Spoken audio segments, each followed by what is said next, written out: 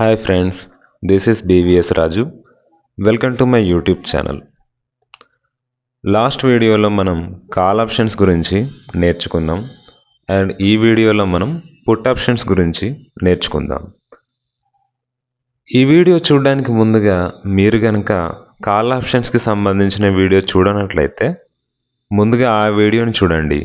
ఆ వీడియో యొక్క లింక్ని కింద డిస్క్రిప్షన్లో నేను ప్రొవైడ్ చేస్తున్నాను. ఆ లింక్ని క్లిక్ చేయడం ద్వారా ముందుగా మీరు ఆ వీడియోని చూడవచ్చు.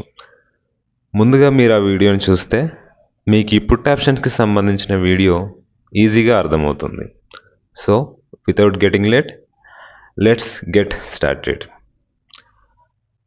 మీకు కాల్ ఆప్షన్స్లో రిలయన్స్ అనే స్టాక్ని ఎగ్జాంపుల్గా తీసుకొని ఎక్స్ప్లెయిన్ చేశాను.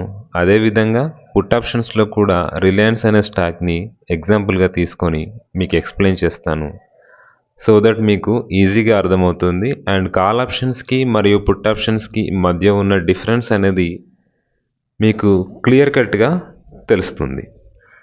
ఓకే, ఫర్ ఎగ్జాంపుల్ ఏ అనే ఒక వ్యక్తి ఉన్నాడు మరియు బి అనే ఇంకొక వ్యక్తి ఉన్నాడు.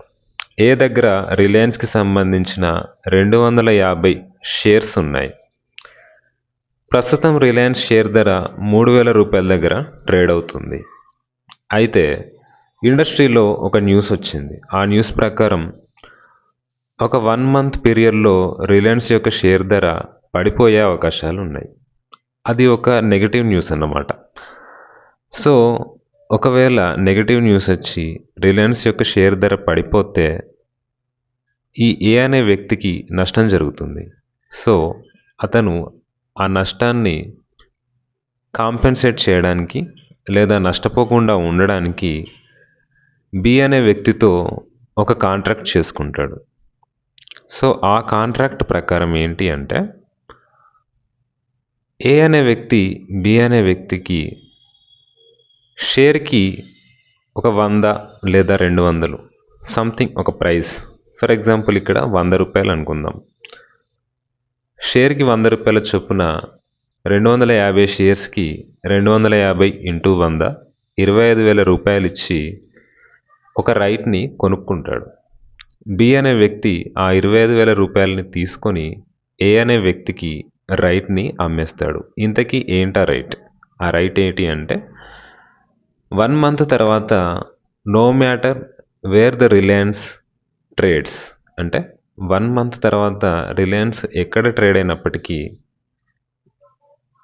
బి అనే వ్యక్తి ఏ అనే వ్యక్తి దగ్గర రిలయన్స్ అనే షేర్ని ప్రస్తుతం ఉన్న ధరకి కొనాల్సి ఉంటుంది. ఇది ఆ కాంట్రాక్ట్ యొక్క ఒప్పందం. సో ఈ రైట్ను కొనుక్కోవడానికి గాను ఏ అనే వ్యక్తి బి అనే వ్యక్తికి 25,000 రూపాయలు ఇచ్చాడు. సో ఇక్కడ ఏ అనే అతను పుట్ ఆప్షన్ బయ్యర్, ఎందుకంటే ఆ రైట్ను బై చేస్తున్నాడు కాబట్టి. అండ్ బి అనే వ్యక్తి పుట్ ఆప్షన్ సెల్లర్, ఎందుకంటే ఆ 25,000 రూపాయలని తీసుకొని ఏ అనే వ్యక్తికి రైట్ని సెల్ చేస్తున్నాడు కాబట్టి. ఇక్కడ ఈ 25,000 రూపీస్ ఏదైతే ఉందో ఇది ప్రీమియం, దీన్నే మనం ఆప్షన్ ప్రీమియం అంటాం. సో ఈ 1 మంత్ డ్యూరేషన్ ఏదైతే ఉందో దీన్ని ఎక్స్పైరీ పీరియడ్ అని అంటారు. సో సింపుల్గా చెప్పాలంటే ఇది ఒక పుట్ ఆప్షన్స్ కాంట్రాక్ట్. సరే, ఒక 1 మంత్ గడిచిపోయింది. 1 మంత్ అయిపోయిన తర్వాత డిఫరెంట్ సినారియోస్ ఉంటాయి. అండ్ ఇక్కడ మనకి 3 రకాల సినారియోస్ ఉంటాయి. ఆ 3 రకాల సినారియోస్ ఏంటో ఇప్పుడు చూద్దాం. మొదటి సినారియో, నిజంగానే ఏ అనుకున్న విధంగా ఒక నెగటివ్ న్యూస్ వచ్చి రిలయన్స్ షేర్ ధర 3,000 రూపాయల నుంచి 2,000 రూపాయలకి పడిపోయింది. సో ఇలాంటి టైంలో ఏ అనే వ్యక్తి ఏం చేస్తాడు?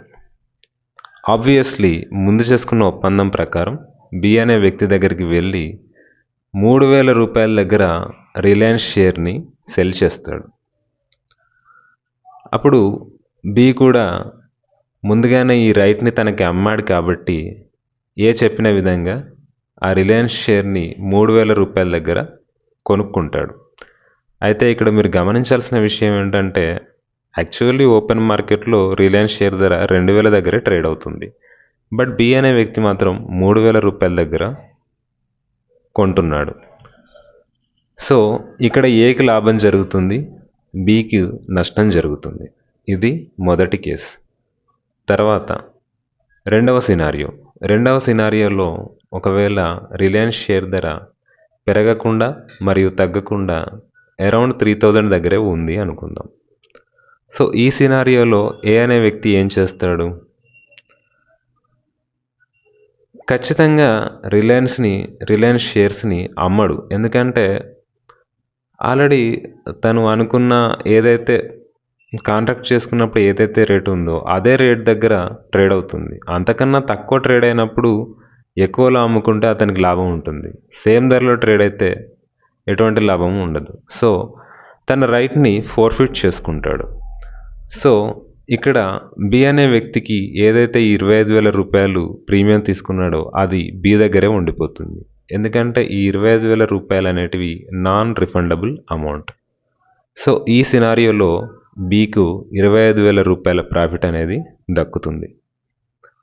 తర్వాత మూడవ సినారియో, రిలయన్స్ షేర్ ధర పడిపోకుండా ఒక పాజిటివ్ న్యూస్ వచ్చి ఆ 1 మంత్ ఎండ్లో పెరిగింది అనుకుందాం, అంటే 4,000 రూపాయలకు వెళ్ళింది అనుకుందాం. అప్పుడు ఏం చేస్తాడు? ఆబ్వియస్లీ అతను తన రైట్ని ఎక్సర్సైజ్ చేయడు. ఎందుకంటే ఓపెన్ మార్కెట్లో 4,000 రూపాయల దగ్గర రిలయన్స్ ట్రేడ్ అవుతున్నప్పుడు కాంట్రాక్ట్ ప్రకారం 3,000 రూపాయలకి ఎందుకు అమ్ముతాడు? So that doesn't make any sense. So అతని రైట్ని ఫోర్ఫిట్ చేసుకుంటాడు. అండ్ బికి ఏదైతే 25,000 రూపాయలు ఇచ్చాడో ఆ 25,000 రూపాయలు బి దగ్గరే ఉండిపోతాయి. ఎందుకంటే that is a non refundable amount. So ఈ సినారియోలో కూడా బీకే లాభం జరుగుతుంది. అంటే ఇక్కడ మనం చూసిన 3 సినారియోస్లోనూ ఏ అంటే ఆప్షన్ బయ్యర్కి ఒక సినారియోలో మాత్రమే లాభం వస్తుంది. మిగిలిన 2 కేసులలో కూడా బి అంటే ఆప్షన్ సెల్లర్కి ప్రాఫిట్ వస్తుంది. అండ్ బీకి వచ్చే ప్రాఫిట్ అనేది లిమిటెడ్గా ఉంటుంది. ఏదైతే ఏ ప్రీమియం 25,000 ఇచ్చాడో అది మాత్రమే బీకి ప్రాఫిట్గా ఉంటుంది. అండ్ ఏకు మాత్రం ప్రాఫిట్ అనేది అన్లిమిటెడ్గా ఉండే అవకాశం ఉంది. ఎందుకంటే రిలయన్స్ షేర్ ధర థియరటికల్గా ఎంతైనా పడిపోవచ్చు. అంటే 3,000 రూపాయల నుంచి 1,000 రూపాయలకి కూడా పడిపోవచ్చు, 500కి పడిపోవచ్చు, అండ్ హూ నోస్ ఈవెన్ 500కి కూడా పడిపోవచ్చు. సో అంత పడిపోయినప్పుడు బి అనే వ్యక్తికి అన్లిమిటెడ్ లాస్ అనేది ఉంటుందన్నమాట.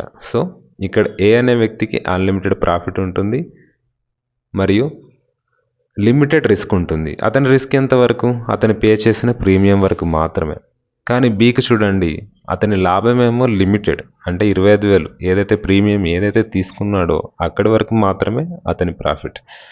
అండ్ ఒకవేళ మార్కెట్ అనూహ్యంగా పడిపోతే తను అన్లిమిటెడ్ లాస్ని బేర్ చేయవలసి వస్తుంది. సో బి అనే వ్యక్తికి అన్లిమిటెడ్ లాస్ ఉంటుంది. సో ఇక్కడ జరిగిన విషయాలన్నిటినీ నేను ఒకసారి సమ్మరైజ్ చేస్తాను. ఇక్కడ ఏ అనే అతను ఆప్షన్ బయ్యర్కి లిమిటెడ్ లాస్ ఉంటుంది, అంటే లిమిటెడ్ రిస్క్ ఉంటుంది, అన్లిమిటెడ్ ప్రాఫిట్ ఉంటుంది. అండ్ బి అనే అతను ఆప్షన్ సెల్లర్, ఇతనికి లిమిటెడ్ ప్రాఫిట్ ఉంటుంది, అన్లిమిటెడ్ లాస్ ఉంటుంది. సో ఈ టైప్ ఆఫ్ కాంట్రాక్ట్నే మనం పుట్ ఆప్షన్ కాంట్రాక్ట్ అని అంటాం.